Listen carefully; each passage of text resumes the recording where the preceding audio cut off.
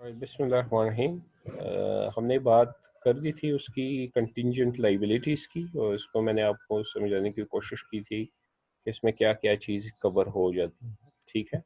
और मैंने एक चीज़ आपको ये बताई थी कि पहले ये जो प्रोविजन फॉर बैड डेट्स होते थे, ये भी कंटिंजेंट लाइबिलिटी या कंटीजेंसीज में रिपोर्ट होती थी एज प्रोविजंस। जो नए स्टैंडर्ड हैं उनके मुताबिक फिर उन्होंने डिस्क्लोज कर दिया कि ये प्रोविजंस में एक कंफ्यूजन क्रिएट करती हैं कि प्रोविजंस तो वो होती हैं ओब्लिगेशंस, लेकिन ये जो बैड डेट्स हैं ये तो ओब्लिगेशंस नहीं है। ये तो हमारे एसेट इम्पेयर हो जाएंगे एक किस्म के, या एक्सपायर, यानी उसकी यूटिलिटी हमें मौसूल नहीं होगी, तो उसको फिर उन्होंने अलाउंसेस में शिफ्ट कर दिया हुआ है। आज जो हम बात कर रहे हैं वो हम बात करेंगे ऑफ बैलेंस शीट फाइनेंसिंग। ठीक है।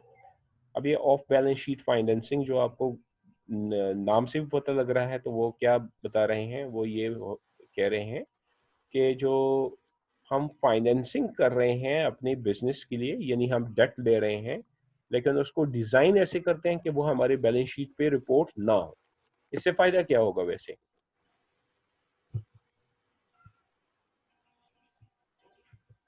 क्या फायदा हो सकता है? यानी क्यों चाहेंगे कोई कंपनी कि वो F of balance sheet financing करे? सर शायद वो लाइबिलिटी फिर उस पे ऊपर कोई ना रहे। हाँ, उसमें अगर नहीं देखें, अगर उसने फाइनेंसिंग की है तो लाइबिलिटी तो उस पे आ गई, लेकिन वो कहता है ऑफ बैलेंस शीट। तो ऑफ बैलेंस शीट का क्या मतलब है कि बैलेंस शीट में मौजूद हो या ना मौजूद हो? ना मौजूद हो। सर ना नहीं मौजूद हो। नहीं होगी मतलब है वैसे। आपने आपने कर्ज भी लिया हो, आपने लोन भी लिया हो, लेकिन वो आपके बैलेंस शीट पे नजर भी ना आ रहा हो। समझ आ रही है? वैसे तो जी सर। ये ऑफ बैलेंस शीट फाइनेंसिंग जो है, ये ऐसी स्ट्रेटजी है जिसमें जो कंपनीज हैं वो अपनी जो लिक्विडिटी पोजीशन है या सोल्वेंसी है, और इसके अलावा जो उनका जो डेट टू इक्विटी रेशो या debt to total asset ratio, जो लिवरेज है, उसको बेहतर शो करने के लिए वो ऑफ बैलेंस शीट फाइनेंसिंग में क्या होंगे, वो इन्वॉल्व होते रहेंगे। तो यहाँ पे भी जैसे लिखा हुआ है कि ऑफ बैलेंस शीट फाइनेंसिंग क्या है, is the non recording of financing obligation. यानी कंपनी इस तरह कुछ स्ट्रेटेजी डिजाइन कर देती हैं कि उसके मुताबिक उनको अपनी फाइनेंसिंग जो ऑब्लिगेशन है उनको रिकॉर्ड करना ही ना पड़े। ठीक है। अब ये करना ही ना पड़े, इसके लिए आप लोगों को जो जहन में होना चाहिए वो क्या है, वो ये है कि what is the definition of liability. और डेफिनेशन ऑफ लाइबिलिटी हमारे पास जो यानी स्टैंडर्ड्स के मुताबिक जो हमें बताई जाती है वो क्या है, वो कहता है it's a current obligation resulting from past event, and it is expected to generate a future cash outflow from the business, या outflow of economic benefit from the business। अब ये जो डेफिनेशन है उसको मद्देनजर रखते हुए वो क्या कर देते हैं, ये अपनी जो ऑब्लिगेशन है अपने से किसी और पे डाल देते हैं। जब वो अपने से किसी और पे डाल देंगे तो होगा क्या, ये कहेंगे कि ये हमारी ऑब्लिगेशन नहीं रही। जब इनकी ऑब्लिगेशन नहीं रहती तो इसको रिकॉर्ड करना ये छोड़ देते हैं।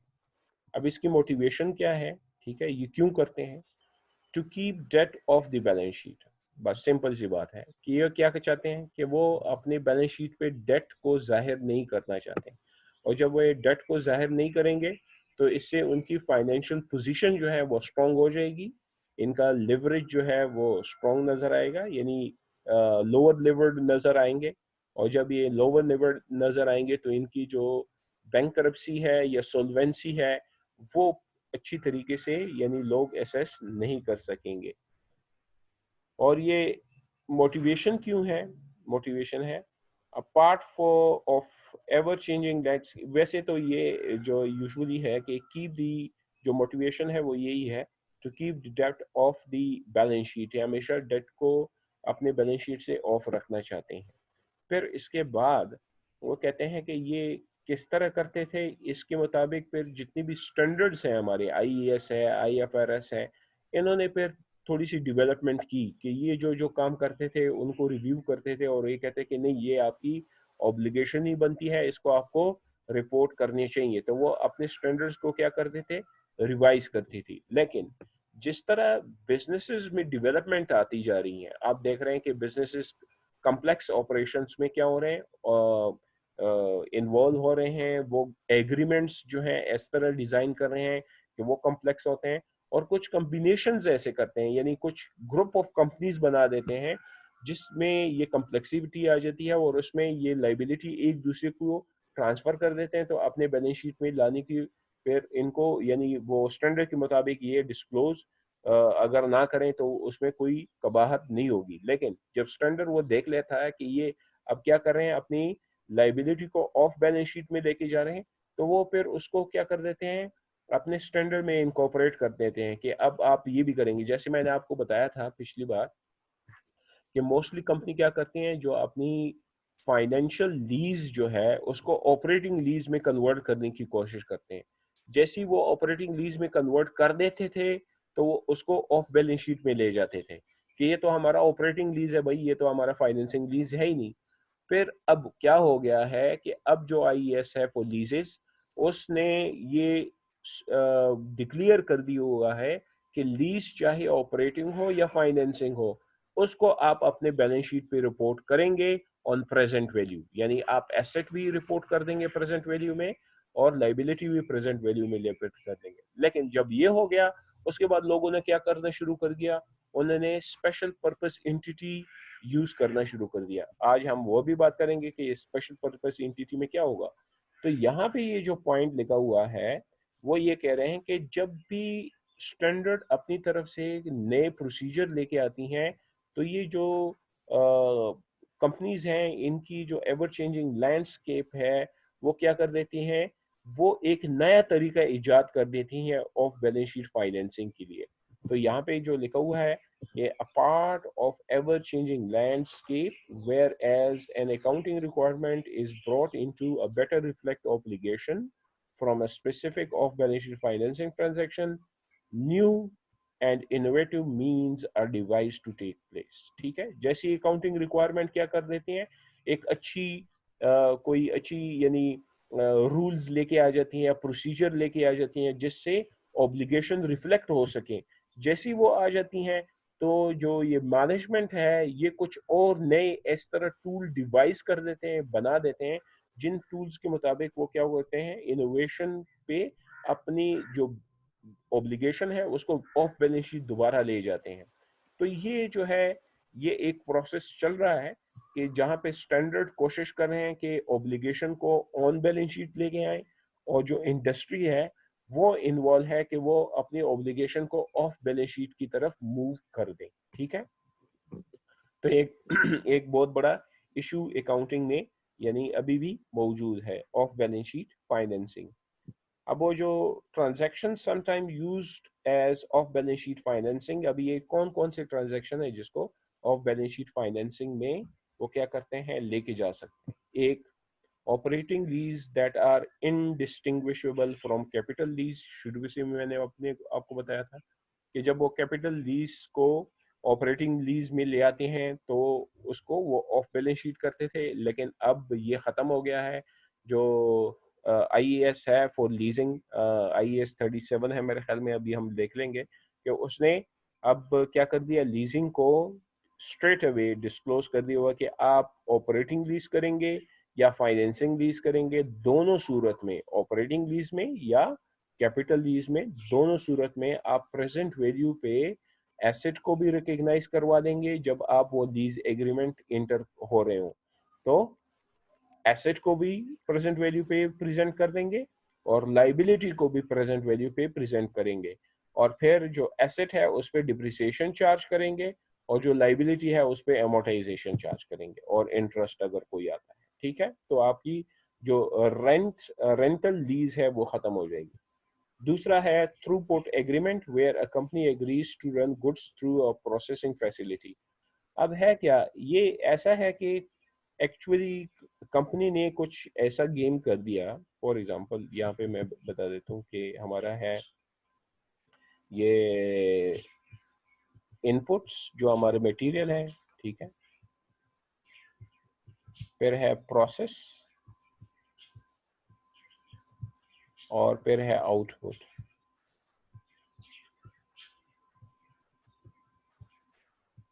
अब अगर कोई इंडस्ट्री होती है मैन्युफैक्चरिंग में, तो आपके ख्याल में ये चीज़ उसमें मौजूद होगी या नहीं होगी? होगी सर। होगी हमेशा। अब ये क्या कहते हैं, थ्रूपुट एग्रीमेंट। थ्रूपुट एग्रीमेंट क्या कर देते हैं, ये जो प्रोसेसिंग है ना, मैन्युफैक्चरिंग प्रोसेसिंग, इसको वो क्या कर देते हैं, इसको किसी और के नाम कर देते हैं।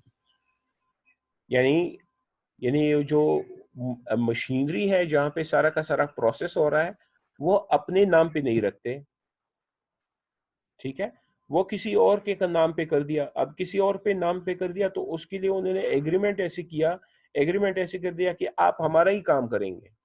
क्या करेंगे? आप हमारा ही काम करेंगे, हमारी आपका और कोई काम नहीं है, हमारा काम है।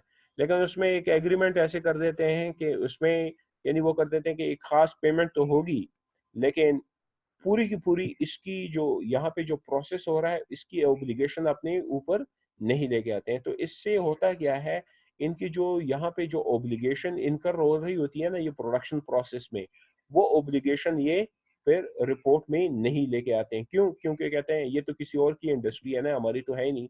यानी फॉर एग्जांपल हम कहते हैं कि ए एंड बी वो कर देते हैं। अब इसमें क्या है कि वो कहता है कि ए जो है वो एक्चुअली ये सारा काम करता है, लेकिन ये जो प्रोसेस है ये उन्होंने बी के नाम पे रखा। अब वो उन्होंने बी को अपने साथ कंबाइन नहीं किया हुआ। जब वो उन्होंने बी को अपने साथ कंबाइन नहीं किया हुआ तो वो बी सेपरेट है, इसकी जो लाइबिलिटी आएगी वो बी तो रिपोर्ट कर रहा है, लेकिन ए उससे मुस्तस्ना होगा, क्योंकि ए कहेगा कि ये तो बी की लाइबिलिटी है, मेरी लाइबिलिटी नहीं है। तो यहाँ पे एक यानी ऑफ बैलेंस शीट विंडो वो क्रिएट कर देते हैं। इसके बाद वो है take or pay arrangement, where a company guarantees to pay for goods whether needed or not needed. यहाँ पे इसी में टेक और पे भी आ जाएगा कि वो कहेंगे कि एक खास अमाउंट हम पे करेंगे कि चाहे हमें हमने प्रोडक्शन की हो या ना की हो, ठीक है। अगर प्रोडक्शन की हुई है तो वो उसके मुताबिक हम पे करेंगे, अगर प्रोडक्शन नहीं की है तो एक गारंटी हमने रखी हुई है कि इतना तो आपको पेमेंट होगी। तो यूजुअली ये जो प्रोसेस है उसको आउटसोर्स कर देते हैं, और इस तरह इस प्रोसेस पे जो ऑब्लिगेशन आ रही होती है वो इनकी ऑफ बैलेंस शीट बन जाती है।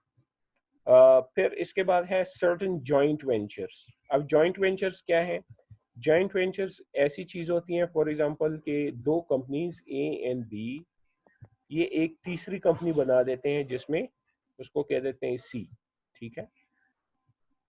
अब ए अपना काम कर रहा है, बी अपना काम कर रहा है, ठीक है, और इस तरह एक तीसरी कंपनी बन गई जो है सी, ठीक है। और ये जो सी कंपनी बन गई है ये इनसे सेपरेट काम कर रहे हैं, लेकिन ये इन दोनों की कॉम्बिनेशन है, ठीक है। इसको क्या कहते हैं? Joint venture.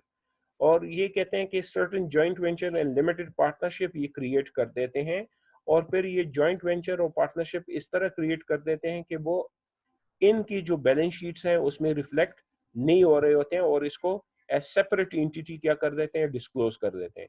जब इसको सेपरेट एंटिटी डिस्क्लोज करते हैं तो इसकी जो लाइबिलिटी है ये ना ए की उसमें क्या कहते हैं बैलेंस शीट में नजर आ रही होती है, और ना बी की बैलेंस शीट में नजर आ रही होती है। इवन दो के जो हमारा IAS फॉर बिजनेस कम्बिनेशन है या IFRS 3 है बिजनेस कम्बिनेशन, उसमें इन चीज़ों को काफ़ी देखा गया है कि कौन कौन से अगर आपके साथ बिजनेस प्रोसेसेस कंबाइन हो जाएंगे तो वो आप उसको कंसोलिडेटेड बैलेंस शीट में अपने साथ कंबाइन करवाएंगे। लेकिन जैसे यहाँ पे लिखा हुआ है कि ever changing new and innovation होती रहती हैं, जैसे ही वो कह देते हैं कि नहीं आप जॉइंट वेंचर को भी डिस्क्लोज करेंगे तो फिर वो नए स्ट्रेटेजी लेके आ जाते हैं, ठीक है। अब इसके बाद जो है product financing agreements, where a company sells and agrees to either repurchase inventory or guarantee a selling price. अब क्या होता है product financing? Product financing agreements क्या हो जाती हैं कि कंपनी क्या कर देती है कि अपने जो प्रोडक्ट हैं वो company sell and agree to either repurchase inventory or guarantee a selling price, ठीक है। जो कि यानी यूजुअली वो इन्वेंट्री अपने साथ रखना नहीं चाहते हैं, वो क्या कर देते हैं इन्वेंट्री आगे भेज देते हैं डिस्ट्रीब्यूटर के पास, और उन डिस्ट्रीब्यूटर के साथ एक एग्रीमेंट कर देते हैं किसकी? रीपरचेज इन्वेंट्री की ये हमारी जिम्मेदारी होगी, अगर आपसे नहीं बिकेगी तो हम आपसे इसको रीपरचेज कर देंगे या गारंटी कर देते हैं सेलिंग प्राइस पे, पर उसमें भी वही जो इन्होंने डिस्ट्रीब्यूशन क्रिएट कर दिया, डिस्ट्रीब्यूशन चैनल उसको अपने से सेपरेट कर दिया। अब अपने से सेपरेट जब कर देते हैं तो उसकी भी ऑब्लिगेशन यहाँ पे फिर रिफ्लेक्ट नहीं हो रही थी। फिर है सेल रिसीवेबल्स विद रिकोर्स। ठीक है, रिसीवेबल विद रिकोर्स क्या है कि यूजुअली जो अकाउंट रिसीवेबल्स हैं, ठीक है, अकाउंट रिसीवेबल, उसको क्या कर देते हैं, उसको सेल कर देते हैं। जब उसको सेल कर देते हैं तो उसको सेल डिक्लेयर कर देते हैं। ठीक है, यानी यहाँ पे वो क्या कर देते हैं कि अब अकाउंट रिसीवेबल गायब हो गए और इनके पास कैश आ गया। लेकिन वो कहते हैं विद रिकोर्स, जब रिकोर्स है मतलब ये है कि अगर तो ये अकाउंट रिसीवेबल कलेक्ट न हुए तो इसके जिम्मेदार कौन होगा, ये कंपनी होगी, और जो बायर है वो नहीं होगी। जब बायर इसकी जो, यानी यूजुअली क्या होते हैं, बैंक्स होते हैं ना, बैंक्स क्या करते हैं, इनकी ये जो कलेक्शन है इसको एक्चुअली फाइनेंस कर देते हैं, कलेक्शन खरीद लेते हैं। जब कलेक्शन खरीद लेते हैं कि ठीक है भाई आपकी इतनी कलेक्शन है, तो उसको डिस्काउंट कर देते हैं। डिस्काउंट का मतलब क्या है, फॉर एग्जांपल यहाँ पे उसकी है, सपोज कीजिए कि 5 मिलियन की अकाउंट रिसीवेबल है। ठीक है, तो 5 मिलियन की अकाउंट रिसीवेबल, तो बैंकिंग कंपनी को ये कर देते हैं कि आप ये रिसीवेबल हमसे खरीद लें। देखें, सेल रिसीवेबल, आप ये रिसीवेबल हमसे खरीद लें। तो बैंक जो है उसको 5 मिलियन में तो नहीं खरीदेगा, उसको क्या करेगा, डिस्काउंट करेगा। जब डिस्काउंट करेगा तो खरीद लेगा, तो ये सारी की सारी 5 मिलियन इसको, यानी 5 मिलियन तो नहीं, 4 पॉइंट समथिंग मिलियन इसको कैश में मिल जाएंगी, तो ये इसको सेल कंसिडर कर देगा। ठीक है, जब सेल कंसिडर कर दिया, अब यहाँ पे जो कलेक्शन हो रही है वो बैंक कर रहा है, लेकिन अगर यहाँ पे कोई डिफॉल्ट होगा ना तो उसका जिम्मेदार कौन होगा, ये कंपनी होगी। तो वो कहते हैं रिकोर्स। रिकोर्स का मतलब ये है कि ये इसकी जिम्मेदारी अपने पास रख देती है, and record them as a sales rather than liability, और फिर इसको सेल वो कंसिडर कर देते हैं, लाइबिलिटी कंसिडर नहीं करवाते। ठीक है, तो ये भी एक ऑफ बैलेंस शीट है। Then sale receivable as backing for debt sold to public. ठीक है, ये भी जो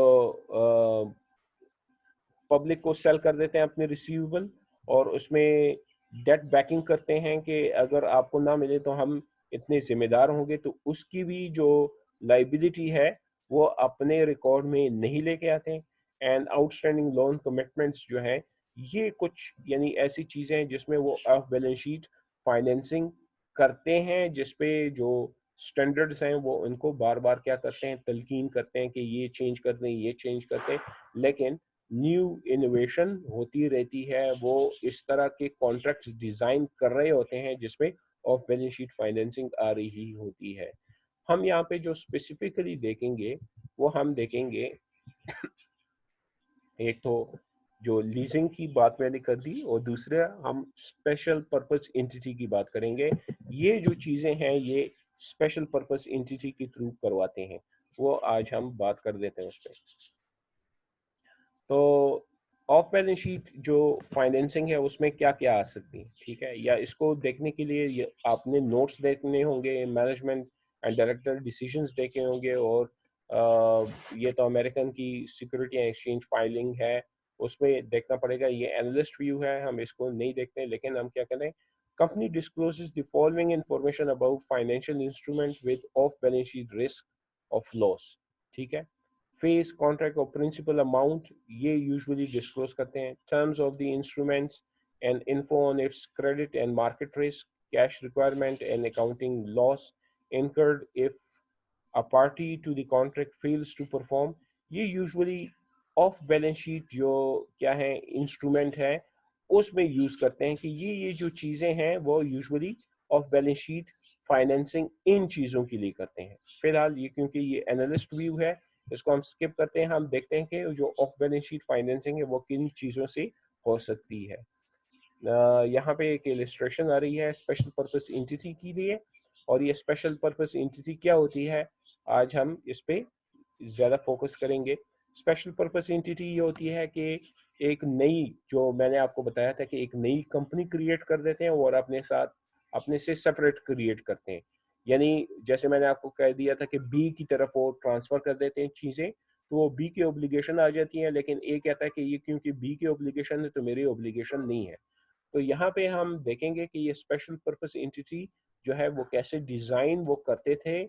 इसमें काफ़ी अब स्टैंडर्ड जो है उन्होंने रिस्ट्रिक्शन की हुई है कि अगर इस तरह की आपकी बिजनेस कम्बिनेशन है तो उसको भी आपने IFRS 3 यानी बिजनेस कम्बिनेशन के मुताबिक अपने बैलेंस शीट में डिस्क्लोज करना होगा। एनीवे लेकिन कुछ रूल्स हैं वो हम डिस्कस करेंगे। Illustration of special purpose entity, transaction to sell account receivable. अब ये स्पेशल पर्पस एंटिटी का जो हम इलस्ट्रेशन देख रहे हैं वो ये कि वो अपने अकाउंट रिसीवेबल इसको क्या कर देते हैं, सेल कर देते हैं। जब इसको अपने अकाउंट रिसीवेबल सेल कर देते हैं तो ऑब्लिगेशन इसके मत्थे पे चढ़ा देते हैं स्पेशल पर्पस एंटिटी, और खुद उसको सेल कंसिडर करते हैं। कैसे? A special purpose entity is formed by sponsoring a company and is capitalized with equity investment, some of which must be from independent third parties. अब वो क्या कर रहे हैं, एक नई कंपनी क्रिएट कर रहे हैं, ठीक है। A special purpose entity is formed by sponsoring company, ठीक है। एक कंपनी स्पॉन्सर कर देते हैं, यानी मैनेजमेंट आप आपस में क्या कर देते हैं कि यार एक कंपनी बना दो, अपनी मैनेजमेंट के जो लोग हैं वही उसमें क्या कर देते हैं, इन्वॉल्व हो जाते हैं, उनको यानी कह देते हैं कि आप फिर उसको संभाल दीजिए। तो एक किस्म का ट्रांसफर हो जाता है मैनेजमेंट में से किसी लोगों को, वो ट्रांसफर कर देते हैं, वो एक कंपनी बना देते हैं। उस कंपनी को बनाने के लिए वो क्या करते हैं, उसको कुछ ना कुछ कैपिटलाइज करते हैं, कुछ हिस्सा इन्वेस्टमेंट दे देते हैं कि आप क्रिएशन शुरू कर दो। और ये जो इन्वेस्टमेंट का हिस्सा देंगे ना, वो इतनी इन्वेस्टमेंट करेंगे ताकि ये बिजनेस कम्बिनेशन में ना आए, ठीक है। फिलहाल शायद आप लोगों ने बिजनेस कम्बिनेशन पढ़ा नहीं होगा, आप लोगों ने कॉर्पोरेट यस सर, अकाउंटिंग नहीं तो पढ़ा। नहीं पढ़ा ना। Actually no sir. दो किस्म की हैं, एक होती हैं सब्सिडरी और एक होती है एसोसिएशन, ठीक है। ये दो वाइड जो है बिजनेस कम्बिनेशन करती हैं। सब्सिडरी होती है जो कि आपके कहते हैं कि 50% या अबव ऑन जो होती है, 50% और अबव, ठीक है।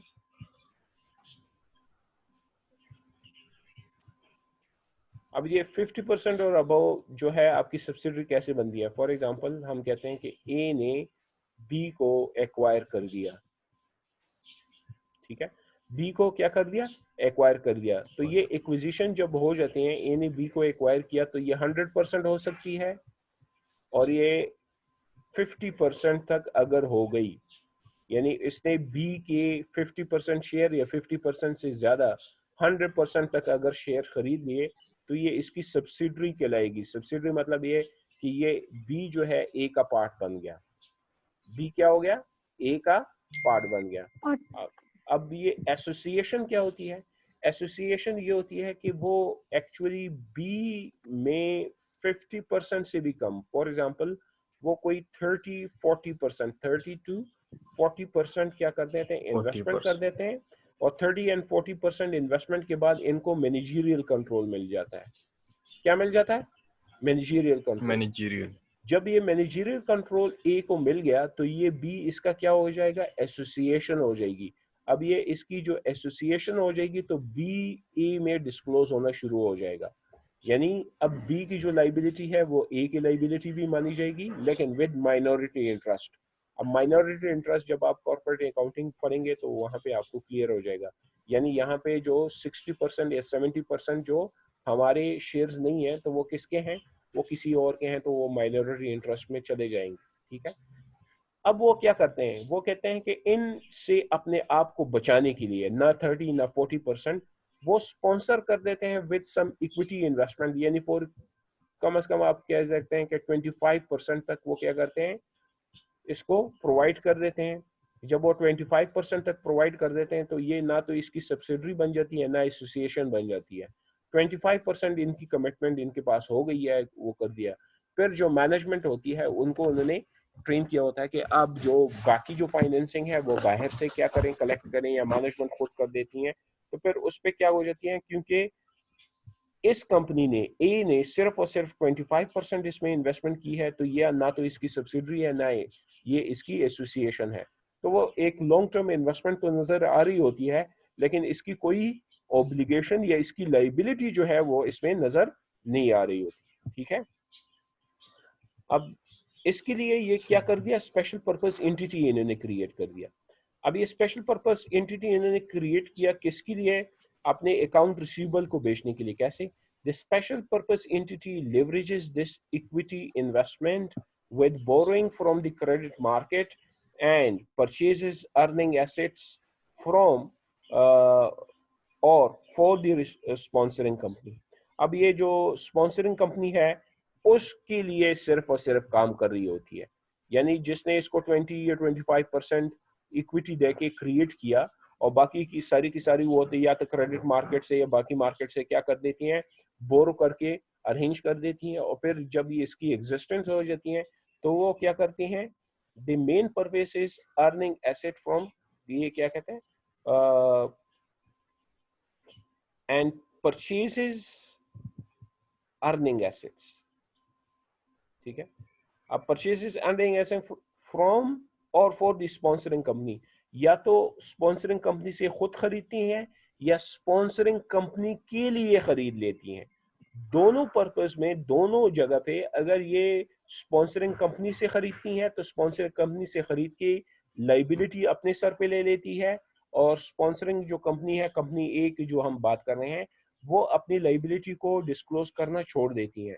या अगर उसको कोई चीज चाहिए तो ये स्पॉन्सरिंग कंपनी से खरीदवा लेगी और इस्तेमाल खुद करेगी। यानी फॉर एग्जांपल, इसके लिए जो एग्जांपल है वो यहाँ पे एक मौजूद है, एक मिनट, बुक में ही एक इलस्ट्रेशन है, तो मैं इलस्ट्रेशन वो आपको दिखा देता हूँ। यहाँ पे देखें, ठीक है, जी ये एक कंपनी अभी भी है, ये थी अमेरिका में, एविस रेंटर कार। ठीक है, इन्होंने क्या किया था, इन रेंटर कार कंपनी ने जो है set up a separate trust to borrow money to finance the purchases of automobile. इन्होंने क्या किया, सेपरेट ट्रस्ट यानी एक कंपनी क्रिएट कर दी। एक मिनट होल्ड कीजिए आप लोग। अच्छा, तो जो मैं बात कर रहा था वो क्या कर रहा था कि जो separate trust, separate purpose entity है, उन्होंने क्या कर दिया कि एक ट्रस्ट बना दिया, और वो ट्रस्ट यानी इन्होंने खुद बनाया, लेकिन अपना डिक्लेयर नहीं किया कि इसके साथ हमारा कोई ताल्लुक नहीं है। उसको स्पॉन्सर किया, वो बन गया। जब वो बन गया तो उसने क्या किया, कलेक्शन शुरू कर दिया, लोगों से बोरोइंग मनी कर दिए। मनी जब बोरो किए तो उससे क्या किया, finance money to finance the purchase of automobiles. अब ये जो रेंटा कार है, तो रेंटा कार के लिए क्या चाहिए, गाड़ियां चाहिए। तो उन्होंने क्या किया, एक कंपनी क्रिएट की, यानी एक ट्रस्ट क्रिएट किया, उसने पैसे कलेक्ट किए, उन पैसों से गाड़ियां खरीदी, और ये जब गाड़ियां खरीद ली हैं तो इस गाड़ियों को फिर क्या किया, ये एवेस रेंटे कार को रेंट पे दे दी। ठीक है, ठीक है, तो it then leased to Avis for its rental fleet. अब क्या हो गया, अब ये गाड़ियों से फायदा कौन उठा रहा है, गाड़ियों से फायदा उठा रहा है ये वाली कंपनी एवेस रेंटे कार। लेकिन क्या इसकी जो गाड़ियों की जो लाइबिलिटी है वो एवेस रेंटे कार की जो बैलेंस शीट उसमें नजर आ रही होंगी? बिल्कुल नहीं। क्यों? क्योंकि वो नहीं। सेपरेट जो इन्होंने एंटिटी बनाई थी, सेपरेट ट्रस्ट बनाया था, वो उसकी लाइबिलिटी बन गई। ठीक है, because the trust is separate from Avis, the debt of about $400 million is kept off the balance sheet. The chief accounting officer proclaimed, उसने क्या कहा कि one of the big advantages of balance sheet financing is that it permits us to make other borrowing from banks for operating capital that we could not otherwise obtain. अगर तो इसको हम अपनी ही liability consider करवा देते कि ये हमारी लीज है, तो फिर हमें बैंक मजीद कर्जा ना देता। अब हम क्या कर सकते हैं कि अगर हमें कोई ऑपरेटिंग कैपिटल चाहिए, अपने ऑपरेशंस के लिए कुछ और कैपिटल चाहिए, तो वो हम अपने नाम से क्या कर सकते हैं, ले सकते हैं। सो इसके अलावा ये एक और इलस्ट्रेशन में दी गया है, two major competitor Hertz and National car rental bought rather than lease their rental cars. उन्होंने खरीदे थे, हमने क्या किया, हमने उसको ऑफ बैलेंस शीट किया। तो ये ऑफ बैलेंस शीट उन्होंने क्या किया कि आप एक कंपनी क्रिएट कर देते हैं, यहाँ पे जैसे हमने बात की थी कि वो क्या कर देते हैं कि वो कंपनी क्रिएट कर देते हैं और ये कंपनी फिर क्या कर देती है, ये इनसे या तो अर्निंग एसेट खरीदते हैं या इसके लिए खरीद लेते हैं। अब इसके लिए खरीदना का मतलब क्या है, जैसे ये वो हमने कार की बात की, इसके अलावा ये भी हो सकता है फॉर एग्जांपल एक कंपनी है उसने अपने लिए प्लांट खरीदना है जिस पे वो प्रोसेस करेगी, लेकिन वो प्लांट खुद खरीदने के बजाय उसने एक स्पेशल पर्पस एंटिटी क्रिएट कर दी है, उसने प्लांट एक्चुअली बनाया, सब कुछ किया, फिर उस प्लांट को इन पे क्या कर दिया, लीज कर दिया या इनके साथ एग्रीमेंट कर दिया कि आप हमारी प्लांट फैसिलिटी को इस्तेमाल कर सकेंगे। तब क्या हो गया, वो जो प्लांट की जितनी भी ऑब्लिगेशन है वो सारी की सारी स्पेशल पर्पस एंटिटी पे चली गई और जो इस्तेमाल है वो जो मेन कंपनी है वो कर रही है। तो इससे क्या हो जाएगा, वो स्पॉन्सरिंग कंपनी जो है वो फिर अपनी बैलेंस शीट में ऑफ बैलेंस शीट ले लाइबिलिटी लेके आ जाएंगी। The cash flow from the earning asset is used to repay the debt and provides a return to the equity investor। ठीक है, और जो कैश फ्लो जनरेट हो रही होती है इससे, फॉर एग्जांपल वो जो गाड़ियां थी वो जब रेंट कार उसमें इस्तेमाल हो रही थी तो उसमें कैश फ्लो जो जनरेट हो रही थी वो उसमें से फिर इस्तेमाल हो रही थी डेट की रिपेमेंट के लिए भी और जो हमारी इक्विटी इन्वेस्टमेंट थी उस पर रिटर्न की जनरेट करने के लिए भी। तो इसमें क्या हो गया कि usually in special purpose entity create करने से वो लाइबिलिटीज को ट्रांसफर करना चाहते हैं दूसरी, यानी एक ऐसे नाम पे जो इनके साथ कॉम्बिनेशन में ना आए। अब इस ये करते कैसे हैं, ये एक मैकेनिज्म है, ये स्पेशल पर्पस एंटिटी क्रिएट हुई, ठीक है, और ये अकाउंट रिसीवेबल के लिए करिए। स्पॉन्सर कंपनी क्या कर देती है, स्पॉन्सर कंपनी इसको रिसीवेबल दे देती है और ये स्पेशल पर्पस एंटिटी इससे ये रिसीवेबल खरीद के इनको कैश दे देती हैं, ठीक है। अब इन्होंने क्या कर दिया, रिसीवेबल बेच दिया, तो ये जो स्पॉन्सरिंग कंपनी है ये इस रिसीवेबल को एज सेल कंसिडर कर ली कि वी हैव सोल्ड रिसीवेबल, यानी अब ये इस रिसीवेबल की जो ऑब्लिगेशन है अगर इस पे कोई भी कलेक्शन नहीं होती तो ये हमारा दर्द सर नहीं है, ये स्पेशल पर्पस एंटिटी जाने वो जाने, इन्होंने कैश दे दिया। अब इस स्पेशल पर्पस एंटिटी पर क्या कर देती है, ये स्पेशल पर्पस एंटिटी इसको सिक्योरिटी इंटरेस्ट इन रिसीवेबल ये चली जाती हैं कहाँ पे, एक यानी आप कह देते हैं बॉन्ड मार्केट या डेट मार्केट में चली जाती हैं और इसको सिक्योरिटाइज कर देती हैं। सिक्योरिटाइज का मतलब क्या है, सिक्योरिटाइज का मतलब ये है, फॉर एग्जांपल मैंने आपको बताया कि सपोज कीजिए कि $5 मिलियन है, ठीक है, $5 मिलियन, मिलियन। ये $5 मिलियन इसने इस पे बेचा, ठीक है। अब ये $5 मिलियन इसने लमसम में बेचा। अब ये $5 मिलियन को इसने जब खरीद के इसको कैश दिया, लेकिन ये कैश इसके पास आया कहाँ से, ठीक है, इसके पास ये कैश आया क्या, ये इन्होंने तो इसको एज डमी क्रिएट कर दिया ना कि बस ये कंपनी क्रिएट कर दी है हमने। जब कंपनी क्रिएट कर दी तो इसने अपने नाम पे ये कंपनी नहीं रखी, ये स्पेशल पर्पस एंटिटी इनके नाम के साथ अब कंबाइन नहीं हो रही, एक नई कंपनी बन गई जो है मार्केट में, और ये मार्केट में अब क्या काम कर रही है, ये जो फाइनेंशियल मार्केट है, फाइनेंशियल मार्केट में काम करने के लिए क्रिएट की गई, इसने बाकी पैसे कहीं और से अरेंज किया। अब ये क्या कर रही है, ये $5 मिलियन को क्या करेंगी, $5 मिलियन को छोटे छोटे पीस बना देंगी, ठीक है, छोटे छोटे पीसेस बना देंगी और इसको इसको क्या करेंगे, ये कहेंगे बॉन्ड्स, क्या कहेंगे इसको, बॉन्ड्स। बॉन्ड्स। और ये बॉन्ड को या तो ये कह देंगे कूपन पेइंग बॉन्ड या जीरो कूपन पेइंग बॉन्ड, इस तरह बॉन्ड्स बना दिए। और ये बॉन्ड्स फॉर एग्जांपल जरूरी बात है जब भी ये बेचेगी तो ये बेच डालेगी सिक्योरिटी मार्केट में, बॉन्ड मार्केट में, यहाँ से बॉन्ड मार्केट में ये बेचेगी तो इसको कैश मिलेगा, ये कैश ये खुद नहीं बल्कि इसके लिए ट्रांसफर कर देते हैं स्पॉन्सरिंग कंपनी के लिए, ये कैश वही ट्रांसफर हो गया। तो यहाँ पे ये जो मैकेनिज्म हो रहा है तो ये इसने क्या किया कि इसको एज अ सेल कंसिडर कर दिया।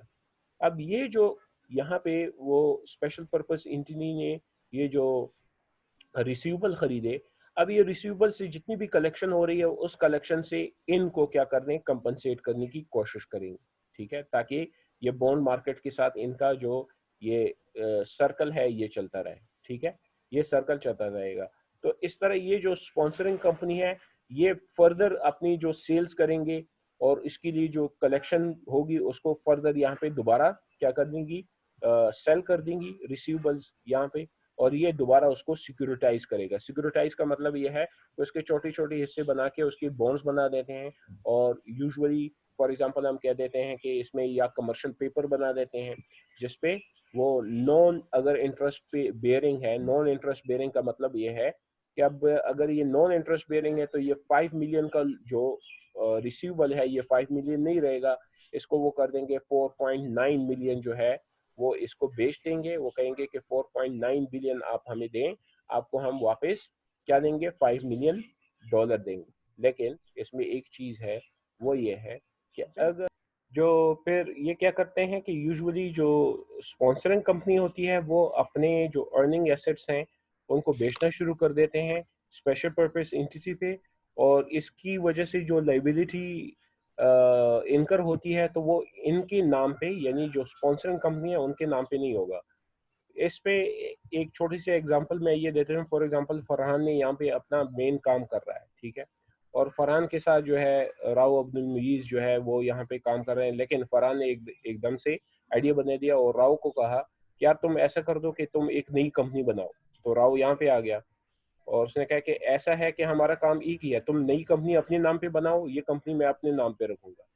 तो यहाँ पे राव ने अपनी यानी यही क्या जो छोटा सा पैसा लेके यहाँ पे एक नई कंपनी बना दी। जब यहाँ पे नई कंपनी बनाई तो यूजुअली अब क्या हो गया, दो कंपनी हो गई।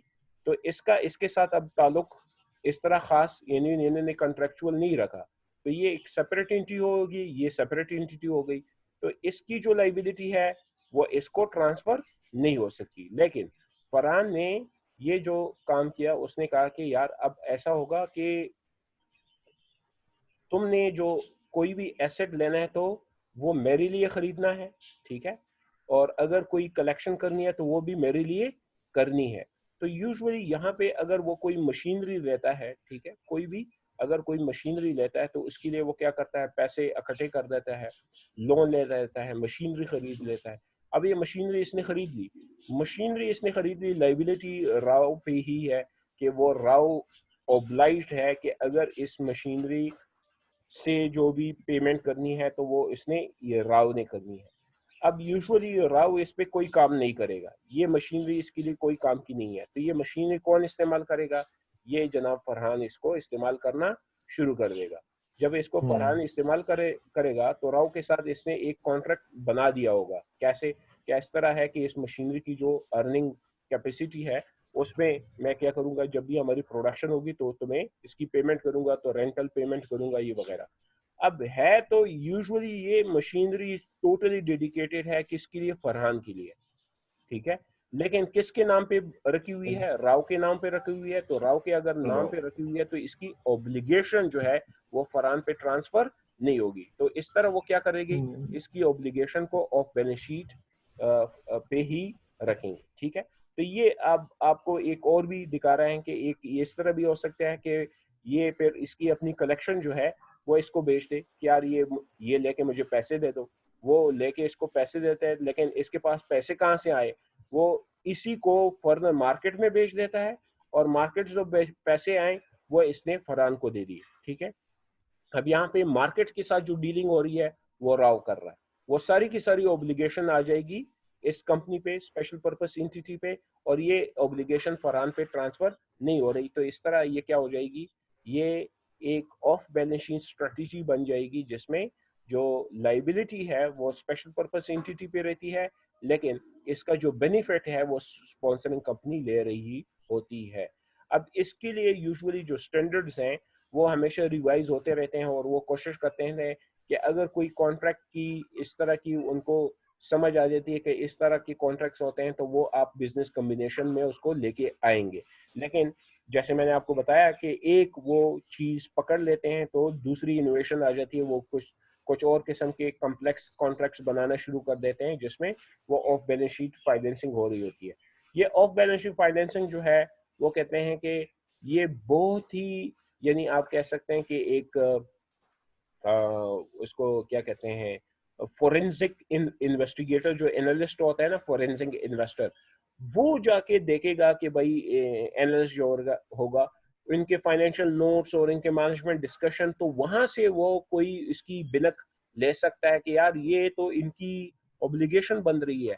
वो कुछ ना कुछ उन्होंने डिस्क्लोजर किया होगा, लेकिन उन्होंने एग्रीमेंट्स लिखे होंगे और उसको कभी भी इस तरह शो नहीं हुआ कि इसके एग्रीमेंट के मुताबिक हमारी कितनी ऑब्लिगेशन आ रही है।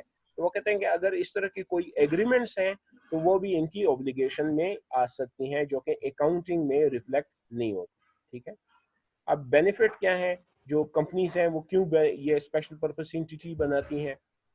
एक तो ये कि special purpose entity may provide a lower cost of financing alternative than borrowing from the credit market directly. ठीक है, एक तो इनकी जो फाइनेंसिंग है उसकी कॉस्ट लोअर हो जाती है। अगर ये खुद करते तो यूजुअली जो क्रेडिट मार्केट है इसको जब देते तो वो कहते कि आपकी जो क्या कहते हैं फाइनेंशियल ऑब्लिगेशन है वो पहले से ही हाई है, तो इसमें आपका फाइनेंशियल लिवरेज ज़्यादा हो रहा है, तो आपका रिस्क प्रीमियम वो ज़्यादा चार्ज करते। लेकिन क्योंकि जब स्पेशल पर्पस एंटिटी बन गई तो ये फ्रेश कंपनी होती है, इसकी कोई ऑब्लिगेशन इतनी खास नहीं होती, तो ये जब बोरोइंग कर रही होती है तो इनको लोअर कॉस्ट मिल रही होती है। Under present generally accepted accounting principles, so long as special purpose entity is properly structured, the SP is accounted for as separate entity unconsolidated with the sponsoring company. ये मेन चीज है कि अब तक जो गैप है या इंटरनेशनल अकाउंटिंग स्टैंडर्ड है उसके मुताबिक अगर एसपीए इस तरह स्ट्रक्चर की गई हो कि उसकी कम्बिनेशन जो है वो मेन कंपनी के साथ नहीं हो रही थी, तो वो ऑफ बैलेंस शीट फाइनेंसिंग के लिए इस्तेमाल हो सकती है। ठीक है, अच्छा, इसके बाद ये जो इक्विटी फाइनेंसिंग है ये आपको मैंने वैसे ही बता दिया था कि इक्विटी फाइनेंसिंग में हमारी जो शेयर्स हैं वो आ जाएंगी। अब शेयर्स दो किस्म की हैं, एक है ऑर्डिनरी शेयर और एक है प्रेफर्ड शेयर, और उसकी जो इशुएंस है वो आपको मैंने बता दिया कि अगर तो वो अपने फेस वैल्यू पे ज़्यादा जाएगी तो वो प्रीमियम पे चार्ज होगी। दो चीज़ें हम रिकॉर्ड करते हैं, एक होती है ऑर्डिनरी शेयर्स नॉमिनल वैल्यू और एक होती है शेयर प्रीमियम।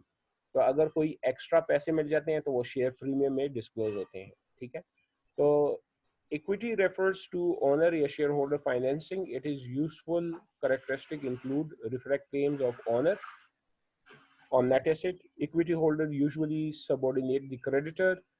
और ये चीज़ें मैं स्किप कर रहा हूँ, ये आप लोग खुद देख लीजिए। ठीक है, इसमें कोई भी ऐसी इंशाल्लाह चीज़ नहीं होगी जो कि आपको पहले से पता ना हो। ठीक है, यूजुअली वो कहते हैं कि जो इक्विटी है वो भी एक फाइनेंसिंग एक्टिविटी है, तो इसके रिकॉर्ड के मुताबिक उसकी एनालिसिस कैसे की जाए तो वो भी दिखाई गई है। एनीवे यहाँ पे जो क्लासिफाइंग डिफरेंट इक्विटी सोर्सेज, उसमें यानी प्रेफर्ड, कॉमन और एक और चीज़ जो मैं, हाँ इस पे मैं बात करूँगा, ये जो रिटेन अर्निंग्स हैं। ठीक है, रिजर्व दो किस्म के होते हैं। आपकी जो इक्विटी सेक्शन होगी ना उसमें होगा एक आप कह सकते हैं कि एक होगा ऑर्डिनरी या कॉमन,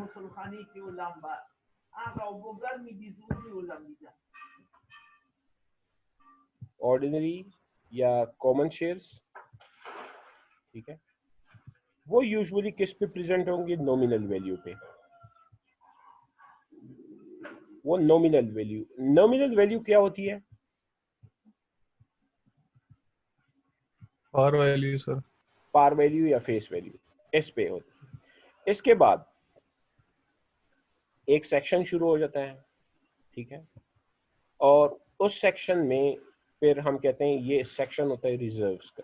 किसका? रिजर्व्स। अब वो रिजर्व फिर दो क्लासिफिकेशन कर देते हैं। रिजर्व में दो होते हैं, एक होता है कैपिटल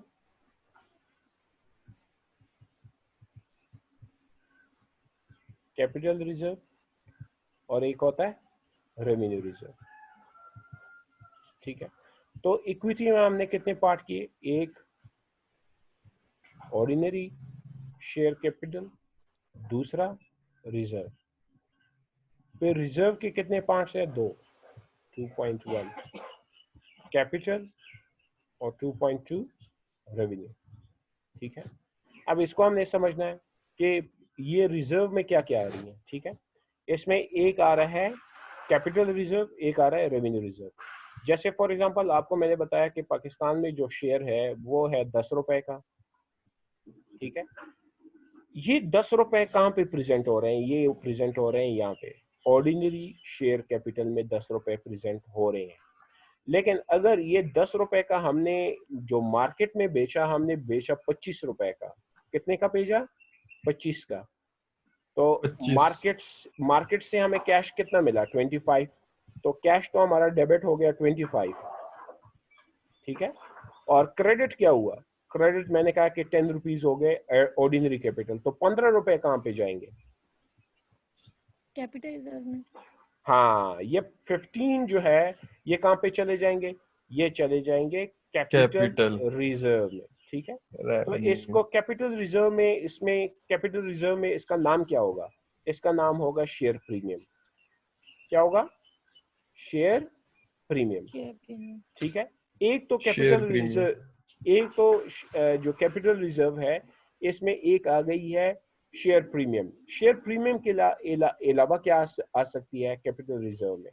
कैपिटल रिजर्व में डिस्काउंट। शेयर, हाँ, वो अगर कोई डिस्काउंट्स हैं तो वो भी आ जाएंगे, वो कैपिटल रिजर्व से माइनस होंगे। ठीक है, अगर कोई शेयर डिस्काउंट्स आ जाए फ्यूचर में, हमने बहुत ही हमारी, यानी यूजुअली तो कंपनी कभी भी ऐसे नहीं करेगी, जब उनके जो शेयर प्राइस अच्छे नहीं होते तो कंपनी भी इक्विटी फाइनेंसिंग पे नहीं जाती, वो हमेशा जाएगी किस पे? डेट पे चली जाएगी, क्योंकि उनको पता है कि हमें इतने यानी हम शेयर दे के हमें वो कलेक्शन इतनी खास नहीं हो रही।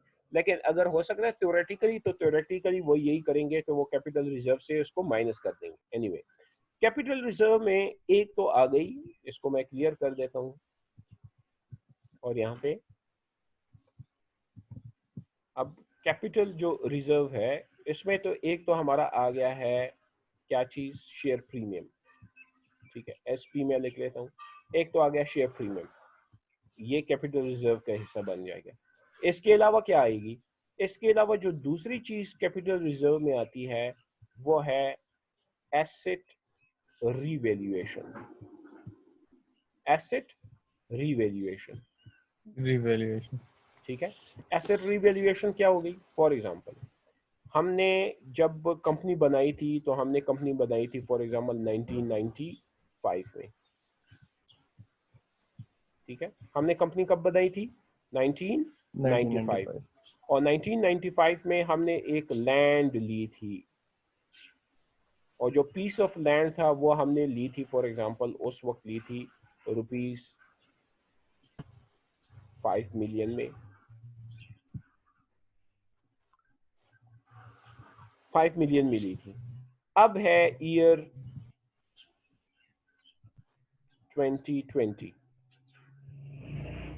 ये जो पीस ऑफ लैंड है 2020 में, इसकी अभी भी 5 मिलियन हमारे वैल्यू होगी या ज्यादा होगी? ज्यादा होगी। ज्यादा होगी। लेकिन स्टैंडर्ड हमें क्या कहते हैं? हम हिस्टोरिकल कॉस्ट पे जाएं या फेयर वैल्यू पे जाएं? Historical cost. मतलब ये है कि 2020 में भी मैं अपनी जमीन को 5 मिलियन की ही डिस्क्लोज करूं? नहीं। अब लेकिन वो साथ सारे वो लिख हाँ, अब लेंगे। यहाँ पे देखें, ये जब आप ये फाइनेंशियल नोट्स अब अपने पढ़ने शुरू करेंगे ना, तो आपको ये चीजें थोड़ी सी समझ भी आना शुरू हो जाएगी और आपके सामने भी आ जाएगी प्रैक्टिकली, कि वहां पे वो लिखते हैं कि हिस्टोरिकल कॉस्ट कन्वेंशन के साथ हम जाएंगे, लेकिन हिस्टोरिकल कॉस्ट कन्वेंशन के साथ फिर उन्होंने इफ एंड बट्स शुरू कर दिए होंगे, और वहां पे वो कहेंगे कि फिर इसमें जो हमारी लैंड है उसको हमने फेयर वैल्यू पे प्रेजेंट किया। क्यों फेयर वैल्यू पे प्रेजेंट किया भाई? इसको इसलिए फेयर वैल्यू पे प्रेजेंट किया कि अब इसकी लैंड की कीमत में ये जो है ये हमारी 2.7 मिलियन की हो गई है। किसकी? 2.7 मिलियन की हो चुकी हुई है और इसमें ये परमानेंट इंक्रीज आया हुआ है। अब ये लैंड की कीमत 2.7 मिलियन से कभी भी कम नहीं हो सकती। ये हमारा एक प्रूडेंट और कंजर्वेटिव एस्टिमेट है। प्रूडेंट और कंजर्वेटिव एस्टिमेट, ये एस्टिमेट हमने कहाँ से लगाया? ये जो प्रॉपर्टी मार्केट अब आजकल पाकिस्तान में बन गई है उसमें हमने सर्वे किया और उस सर्वे के मुताबिक हमने देखा कि हमारा जो मोहतात जो अंदाजा है वो ये है कि कम अज कम ये जमीन 2.7 मिलियन यानी 2 करोड़ 70 लाख रुपए की ये जमीन बन चुकी हुई है। ठीक है, अब इसको पहले हम कितने पे प्रेजेंट कर रहे थे? 50 लाख पे। अब ये कितनी की हो गई है? 2 करोड़ 70 लाख की। डिफरेंस कितना आया? डिफरेंस कितना आया? 2.2 मिलियन 2 पॉइंट, 2.2 मिलियन ठीक है। अच्छा वैसे ये मैंने गलत दी थी, ये 27 मिलियन हाँ है। इसको 27 मिलियन लिख लेते हैं। ठीक है, ये पॉइंट खत्म कर देते हैं। ठीक है, 22 बिलियन का डिफरेंस है। तो ये 22 मिलियन का क्या आ जाएगा? डिफरेंस आ जाएगा। तो ये 27 मिलियन और हम कहेंगे कि ये 22 मिलियन का जो गेन है, गेन, ये गेन हो जाएगा ना। ये गेन कहाँ पे हम रिकॉर्ड करेंगे? ये तो अनरियलाइज्ड गेन है, ये तो अनरियलाइज्ड गेन है ना। ये कहाँ पे जाएगा? ये जाएगा कैपिटल रिजर्व में, और कैपिटल रिजर्व में कहाँ पे? Asset very asset good, valuation, asset revaluation reserve. Revaluation. ठीक है, ये कहाँ पे चला जाएगा? एसेट रीवैल्यूएशन रिजर्व में चला जाएगा। तो ये कैपिटल रिजर्व जो है हमारा, जो है ये जब बनता है तो इसमें एक तो हमारा शेयर प्रीमियम आ जाएगा, यानी वो तमाम वो पैसे जो कि शेयर होल्डर ने जो फेस वैल्यू के ओवर एंड अबव कंट्रीब्यूट किए होते हैं वो हमारे कैपिटल रिजर्व में आ जाएंगे। और इसके अलावा अगर कोई हमारी एसेट रीवैल्यूएशन होती है, हमारे कोई अनरियलाइज्ड गेन्स होते हैं, इस तरह की गेन्स, वो हमारे कहाँ पे जाएंगे? वो एसेट रीवैल्यूएशन रिजर्व। इसके अलावा एक और भी हो सकता है, और वो क्या है? एक और चीज मैं आपके साथ शेयर कर देते हैं। एक होती है ट्रेजरी स्टॉक। ठीक है, यहाँ पे मेरे ख्याल में आगे इसमें डिटेल है। ट्रेजरी स्टॉक, ट्रेजरी स्टॉक क्या होती है? ट्रेजरी स्टॉक ऐसी होती है कि कभी कभार कंपनी डिज़ाइन कर रही होती है अपनी कैपिटल स्ट्रक्चर, और कैपिटल स्ट्रक्चर डिज़ाइन करती हुई वो कहते हैं कि हम अपने जो शेयर्स हैं उसको मार्केट से वापस खरीद लेते हैं। जब वो अपने शेयर मार्केट से वापस खरीद लेते हैं तो वो इसकी बन जाती हैं ट्रेजरी स्टॉक। क्या बन जाती हैं? ट्रेजरी स्टॉक बन जाती हैं। फॉर एग्जांपल कैसे? तो उन्होंने देखा है कि जो मार्केट में इनकी जो शेयर प्राइस है वो बन गई है 20। ठीक है, अब ये देख रहे हैं कि यार हमारे पास पैसे भी काफ़ी पड़ी हुई हैं और इनकी लॉन्ग टर्म कमिटमेंट भी नहीं है हमारे पैसों की, तो हम ये कैश को क्या कर देते हैं? अपने स्टॉक की वैल्यू को अच्छा करने के लिए, क्योंकि अब हमारी स्टॉक अंडर वैल्यू है, तो वो क्या कर देते हैं? 20 रुपए पे अपनी शेयर्स क्या करेंगे? खरीद लेंगे। जब वो 20 रुपए पे अपने शेयर्स खरीद लेंगे तो ये क्या बन जाएंगे? Treasury stock. अब इसको ट्रेजरी स्टॉक को देखिए कि होगा क्या। कैश हमारा क्या हो जाएगा? कैश चला जाएगा, वो हो जाएगा क्रेडिट, और ये ट्रेजरी स्टॉक क्या हो जाएंगी? ये हो जाएंगी डेबिट। ठीक है, तो ये एक्चुअली कहाँ पे, ये जो हमारा जो इक्विटी सेक्शन है उसमें नेगेटिव फिगर के साथ रिप्रेजेंट हो रहा होगा। किसके साथ रिप्रेजेंट हो रहा होगा? नेगेटिव फिगर के साथ। ठीक है, अब यूजुअली हो सकता है कि इन्होंने जब ये बेचे थे तब, ठीक है, जब इन्होंने बेचे थे तब तो इन्होंने बेचे थे फॉर एग्जांपल 25, 26 या 30 का जितना भी बेचा था। अब इन्होंने कैश पे खरीदा तो ट्रेजरी स्टॉक आ गई। ये ट्रेजरी स्टॉक मेंटेन होते रहेंगे, प्रेजेंट होते रहेंगे जब तक कि कंपनी डिसाइड नहीं करती कि इसको हम अब क्या कर देते हैं, कि इसको एलिमिनेट कर देते हैं या इसको रीफ्लोट कर देते हैं। फिर over the period of time ये क्या करते हैं? फॉर एग्जांपल ये इन्होंने देखा कि अब इनकी जो लॉन्ग टर्म कमिटमेंट शुरू हो गई है, इनको पैसों की दोबारा ज़रूरत है, इनका एक प्रोजेक्ट आ रहा है, तो इन्होंने ये ट्रेजरी स्टॉक अब क्या कर दिया? जो इन्होंने खरीद के रखा हुआ था अपने साथ, अब इसको मार्केट में दोबारा लेके चले गए और मार्केट में बेचना शुरू किया। और यहाँ पे तो लिया था 20 का, अब मार्केट में दोबारा 25 का बेचना शुरू किया। कितने का बेचना शुरू किया? 25 का। तो यहाँ पे 25 इनको कितना फायदा हो रहा है? 5 रुपीज। 5 रुपए का। ये 5 रुपए का जो फायदा हो रहा है ये भी ये कहाँ पे लेके आएंगे? ये कैपिटल रिजर्व में लेके आ जाएंगे। ठीक है। वैसे तो आप देखेंगे कि सर इसमें तो ये है कि ट्रेजरी स्टॉक जब इन्होंने खरीदा 20 का, तो वैसे तो स्टॉक फेस वैल्यू 10 रुपए का है, तो 10 का अगर है तो ये 15 रुपए जाने चाहिए। हम कहेंगे कि नहीं भाई, इन्होंने 20 का खरीदा था, तो एक्चुअली तो इन्होंने वो शेयर कैंसिल ही नहीं करवाया। जब शेयर कैंसिल ही नहीं करवाया तो ऑर्डिनरी में तो 10 रुपए ये पहले से प्रेजेंट हो रहे थे, फिर ट्रेजरी स्टॉक में उसका नेगेटिव फिगर आ रहा था। तो एनीवे यहाँ पे जो इन्होंने जो प्राइस डिफरेंस किया वो भी कैपिटल रिजर्व में आ जाएगा। अब ये कैपिटल रिजर्व में क्या क्या आ रही हैं? हम कह रहे हैं कैपिटल में शेयर प्रीमियम में आएंगे।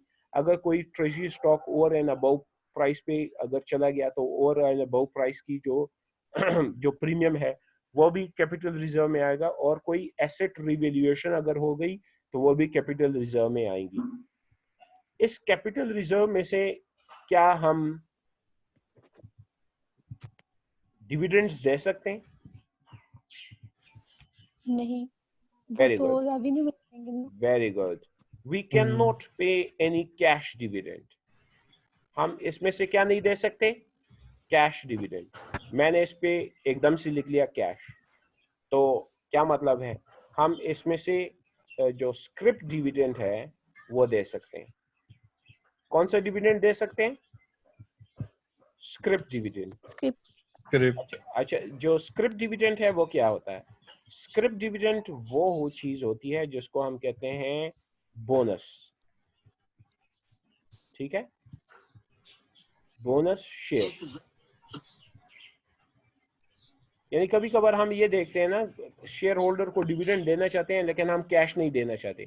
जब आप कैश नहीं देना चाहते तो हम कह देते हैं कि यार आप कैश नहीं, आपको हम एक एक्स्ट्रा शेयर दे देते हैं। जो एक्स्ट्रा शेयर जो होता है वो भी एक किस्म का डिविडेंड होता है, तो उसको हम क्या कहते हैं? Script dividend.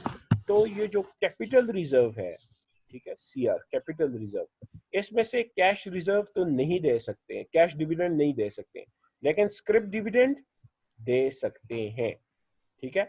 स्क्रिप्ट डिविडेंड देने का जो फायदा होगा वो ये होगा कि कैपिटल रिजर्व कम हो जाएगा और nominal value ordinary share capital की क्या हो जाएगी? वो ज्यादा होती जाएगी। और इस तरह ये कैपिटल रीस्ट्रक्चरिंग करते हैं। ठीक है।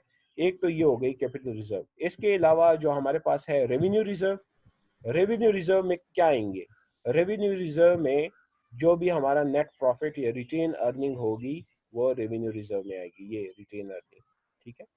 अब रेवेन्यू रिजर्व में भी सिर्फ और सिर्फ एक चीज नहीं होती रिटेन अर्निंग, इसमें होते हैं अनएप्रोप्रिएटेड प्रॉफिट, अनएप्रोप्रिएटेड प्रॉफिट, और फिर होता है जर्नल रिजर्व, और इसके अलावा कोई स्पेसिफिक रिजर्व भी हो सकते हैं।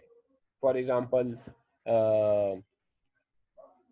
एसेट रिप्लेसमेंट रिजर्व, इसके अलावा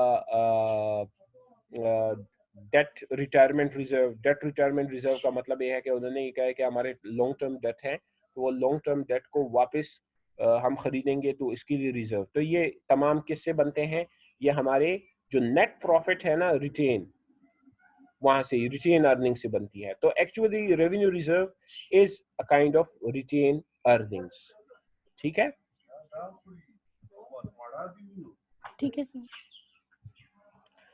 तो बस हम इसको वो क्या करते हैं, कंक्लूड कर देते हैं कि ये चीज़ आप फिर पढ़ लीजिए। ठीक है। इसमें ये आपको मैं टास्क देता हूँ, रिपोर्टिंग कैपिटल सोर्सेज, इशुएंस, ये sources of increase, issues on stock, conversion of debt in preferred, sources of decrease in capital stock. इसमें इंशाल्लाह आपको कोई इशू नहीं होगा। अगर कोई इशू है तो आप मुझसे पूछ सकेंगे। ठीक है, कमिंग क्लास में।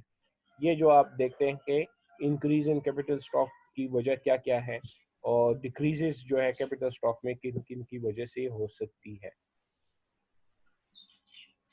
रिवर्स स्टॉक स्प्लिट पता है क्या होती है? ये इन्वेस्टमेंट में भी हमने पढ़ा था, स्टॉक स्प्लिट और रिवर्स स्प्लिट। स्टॉक स्प्लिट का मतलब यह है कि हम एक स्टॉक को दो कंसिडर कर देते हैं। ठीक है। या एक को हम 3 कंसिडर करेंगे, या 3 को 4 कंसिडर करेंगे, या 2 को 3 कंसिडर करेंगे, तो ये स्प्लिट है। रिवर्स स्प्लिट क्या होगा? रिवर्स स्प्लिट ये होगा कि 3 अब 2 बन गए हैं, 2 1 बन गया है, 4 3 बन गए हैं। इस तरह जो होते हैं वो रिवर्स स्प्लिट उसको कहते हैं।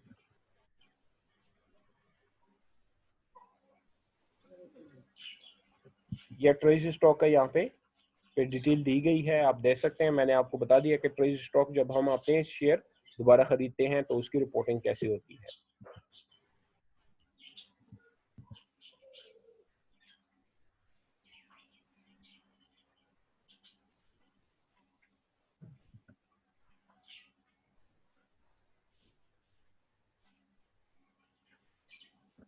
सर 10 मिनट ऊपर हो गए हैं सर। अच्छा ठीक है, बस ये आप क्या करें, इसको आप देख लीजिए, अगर कोई क्वेश्चन है तो आप इसमें मुझसे कर सकेंगे। जो इंशाल्लाह कमिंग क्लास है उसमें फिर मैं वो जो क्या है जो इन्वेस्टिंग एक्टिविटी है, Assignment? मैं उस इन्वेस्टिंग एक्टिविटी पे फिर मैं बात करूंगा। असाइनमेंट पे तो आप खुद देखेंगे, ठीक है। ये करंट एसेट और लॉन्ग टर्म एसेट पे है, इस पे ठीक है हम सर। बात करेंगे कि इसमें क्या क्या इश्यूज आते हैं। तो अगर असाइनमेंट के बारे में अगर कोई भी आपकी क्वेरीज हैं तो आप मुझसे पूछ सकते हैं, व्हाट्सएप पे भी पूछ सकते हैं और क्लास में भी पूछ सकेंगे, कमेंट क्लास में, ठीक है। ठीक है सर। ठीक है सर। Okay sir. ओके जी। आज कौन कौन वैसे आ गया था बाद में? मोहसिन मैं किस यस टाइम आया? सर। सर मैं आया था 11 11 बजे, बजे। अच्छा 5 मिनट पहले आया था, बल्कि 11 से भी। ठीक है। अच्छा, मैं इसकी रिकॉर्डिंग अभी अपलोड करने की कोशिश करता हूँ। आप लोग अगर उसको कवर कर देते हैं, मुझे बता देते हैं, तो मैं उसके बाद फिर अटेंडेंस लगाऊंगा, ठीक है। ओके जी, अल्लाह हाफिज़। अल्लाह अल्लाह हाफिज। हाफिज़ सर। अल्लाह हाफिज सर।